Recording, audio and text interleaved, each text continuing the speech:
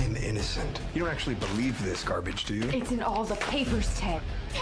Monkey! Oh! I just saw Extremely Wicked, Shockingly Evil, and Vile starring Zac Efron, and it was pretty disappointing. The story of Ted Bundy is definitely one that has caught the public's attention, even to this day, but I'm not really sure if this is the appropriate way to tell this story in movie form. Zac Efron as Bundy has the look and skill to pull it off, but the pacing and direction don't really do him any favors. He's able to display his ability in key moments, but I don't think there was enough to make me believe Ted Bundy as a suave and keen trickster. Part of the difficulty here is the narrative works best in documentary or even a miniseries form, but its short runtime makes it difficult for things to be fully realized as the story needs. Additionally, the direction in this was really lacking. Often things were cut really weird, the acting was off in very key moments, and it does nothing above standard in a director's sense. This isn't very surprising, as the director had pretty much exclusively only worked in documentaries before this. Also, this was a weird cast to pull for this. Lily Collins is a mixed bag. Malkovich shows up to do a couple things and then say the exact title of the movie. I See Dead People Kid shows up for a little bit. And Sheldon Cooper bazingas his way into Ted Bundy confessing. A true hero of our generation.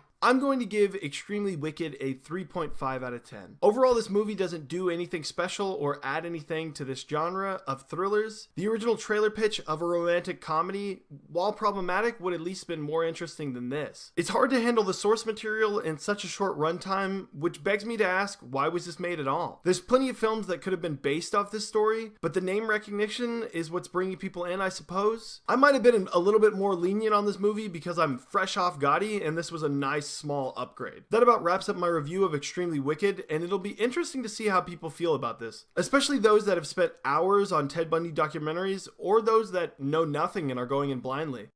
Ladies and gentlemen, I am that innocent suspect.